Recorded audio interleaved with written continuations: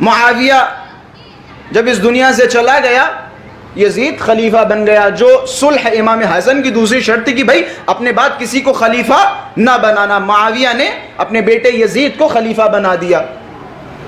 مدینے میں والی معین ہوا یزید کی جانب سے، ولید مدینے میں پہنچا، امام حسین کو طلب کیا۔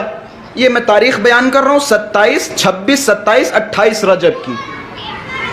جب معاویہ مر گیا، معاویہ کی جانب سے یزید کو خلافت ملی، اور یزید نے مدینے کا والی کسے بنایا؟ ولید کو۔ ولید منبر پہ بیٹھا اور سب سے پہلے مروان سے کہا جاؤ حسین ابن علی کو لے کے آؤ۔ امام حسین کو بلایا گیا، اگرچہ امام حسین نے اس وقت آنے سے انکار کیا، لیکن پھر آخر میں امام نے فرمایا کہ اس کے علاوہ ہمارے پاس کوئی راستہ نہیں ہے، کیونکہ ان کے شکلیں دیکھ رہے ہو، ان کے چہرے دیکھ رہے ہو، ان کا انداز دیکھ رہے ہو، انداز تو ان کا یہ ہے کہ اگر حسین نہ آئے تو زبردستی لے کے آ جاؤ۔ خلاصہ امام حسین نے تمام بنی ہاشم کو جمع کیا، تمام جوانوں کو جمع کیا، بنی عقیل کو جمع کیا کہ میں ولید کے پاس جا رہا ہوں، اور تم سب کے سب بنا بر روایت 35 سے 40 لوگ امام حسین کے ساتھ تھے۔ امام حسین نے فرمایا کہ تم سب کے سب دروازے پہ کھڑے رہنا، اور جیسے ہی میری آواز بلند ہو سمجھ جانا کہ حسین کی جان خطرے میں ہے، تم ہمارے دفاع کے لیے اندر آ جانا۔ روایتوں کے جملے ہیں، امام حسین پہنچے، ولید سے گفتگو ہوئی، ولید نے یزید کی بیعت کے لیے امام حسین سے کہا، امام حسین نے یزید کی بیعت سے انکار کیا، بلکہ انکار بھی نہیں کیا، ایک جملہ کہا کہ کیا تو راضی ہوگا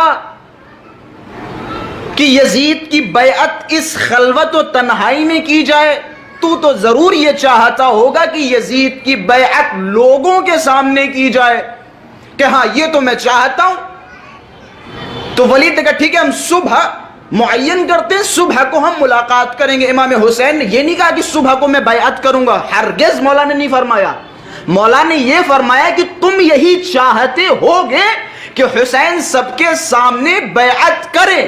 یہ جملہ دیکھیں، جملے کی نزاکت کو دیکھیں کہ تم یہی چاہتے ہوگے، کہ ہاں ہم یہی چاہتے۔ امام حسین نے کہا ٹھیک ہے، صبح ملاقات ہوگی۔ امام حسین جیسے ہی چلے، مروان بہت شاطر تھا، اور مروان بہت ہی زیادہ غلیظ و پلید تھا۔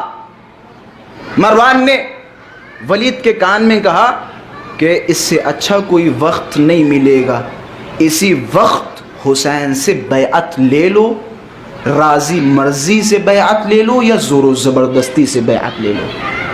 بس امام نے جیسے یہ جملہ سنا، فرمایا یا ابن الزرقاء،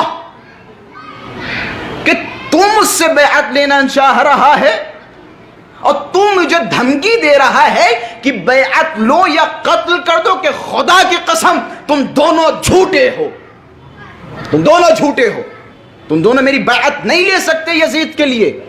روایتوں کے جملے ہیں، جیسے ہی امام حسین کی آواز بلند ہوئی، ابو الفضل عباس نے دروازے پہ ہاتھ مارے، سارے بنی ہاشم حسین کے پاس کھڑے۔ عجب نہیں جملہ فرمایا ہو، جب تک عباس زندہ ہے کسی میں مجال نہیں جو حسین کی طرف آنکھ اٹھا کے دیکھے، کسی میں مجال نہیں۔ اور یہی وجہ ہے پوری تاریخ کربلا اگر آپ پڑھیں، جب تک ابو الفضل عباس زندہ تھے کسی میں جرأت نہیں تھی جو حسین کی طرف آنکھ اٹھا کے دیکھے۔ آپ نے خطبہ ابو الفضل عباس سنا ہوگا، میں نے بارہا مختلف منبروں سے پڑھا ہے، جو مولا عباس نے جب امام حسین کی جان کو خطرہ تھا اور لوگ امام حسین کو مارنے کی غرض سے مکے میں آئے، مولا عباس خانہ کعبہ کی چھت پہ کھڑے ہوئے اور ایک خطبہ دیا، میں نے پڑھا ہے مختلف جگہوں پر۔ خلاصہ اس خطبے کا ایک آخر کا جملہ، حضرت نے فرمایا کہ سنو، تم حسین کو مارنا چاہ رہے ہو، تم تلواریں لے کے آئے یہاں خانہ کعبہ میں حسین کو مارو، یقیناً تم اسی فتنے میں مبتلا ہو رہے ہو جس فتنے میں قریش مبتلا ہوئے تھے۔ بے قریش کا فتنہ کیا تھا؟ قریش چاہ یہ رہے تھے کہ وہ رسول اللہ کو مارے، لیکن رسول اللہ کو مار نہیں پائے۔ کیوں؟ کیونکہ علی زندہ تھے۔ کہ سمجھ میں یہ آتا ہے کہ جب تک علی زندہ تھے کسی میں جرأت نہ تھی جو رسول پہ انگلی اٹھائے، رسول کی طرف دیکھے۔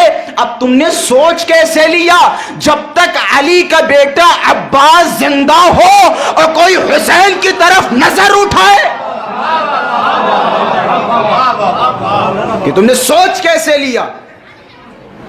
صبح کا سورج نمودار ہوا، روایتوں کے جملے 27 رجب ولید نے مروان کو امام حسین کے پاس بھیجا، مروان پہنچا، پہنچنے کے بعد کہ حسین ابن علی کیا تمہیں بہتر کی بیعت نہیں کرنی چاہیے؟ امام حسین کے چہرے پہ مسکراہٹ کے بہتر کہ کون؟ کہ یزید۔ مولا نے فرمایا انا للہ و انا الیہ راجعون وعلی الاسلام السلام۔ کلمہ استرجا پڑھا، جب کہا یزید بہتر ہے، امام حسین نے مسکراتے ہوئے کلمہ استرجا پڑھا اور فرمایا اس اسلام پر سلام کہ جس اسلام کی بھاگ ڈور یزید کے ہاتھ میں ہو، اس اسلام پہ سلام ہو کہ جس کی بھاگ ڈور یزید جیسے نجس خبیث پلیت کے ہاتھوں میں ہو۔ اور کہنے لگے ایک صاحب کہ بھیا یزید کو تو برا بلا نہ، وہ فلاں صاحب کو تو برا بلا نہ کہہ دو، فلاں صاحب کو برا بلا نہ کہ ہم نے ان کو چھوڑ دیا، اب نوبت یہ آ گئی کچھ خبیث اور خبیث النسب افراد آئے اور آنے کے بعد کہنے لگے یزید بھی اتنا برا نہیں تھا۔ یزید ابھی حال میں ایک صاحب، میں نے خود ان کو ملاحظہ کیا کہ اگر تاریخ میں غور کریں دقت کریں تو امام حسین کا قاتل یزید نہیں ہے۔ کیا حماقت ہے، کیسی دقت ہے تمہاری تاریخ میں، کیسا غور و فکر ہے، کوئی رعایت نہیں یزید کے مسئلے میں، کوئی رعایت نہیں، کوئی رعایت نہیں۔ آپ کو پتہ امام حسین نے کس حال میں مدینے کو ترک کیا؟ کربلا چھوڑے، کربلا تو مصیبت عظما ہے۔ مصائب کی شروعات تو 28 رجب سے ہو گئی جب امام حسین نے مدینہ چھوڑا، وہ مدینہ جس سے امام حسین پیار کرتے۔ روایتوں کے جملے کی جب یہ خبر ملی تو امام حسین رسول اللہ کی مزار سے اٹھ نہیں رہے تھے، آتے تھے پھر نانا کی مزار پہ پہنچ جاتے تھے، پھر آتے تھے پھر نانا کی مزار پہ پہنچ جاتے تھے۔ مدینے سے انسیت تھی، مدینے میں نانا کی خوشبو محسوس ہوتی تھی، لیکن ان ظالموں نے کیا کیا؟ امام حسین مجبوراً مدینے سے خارج ہوئے۔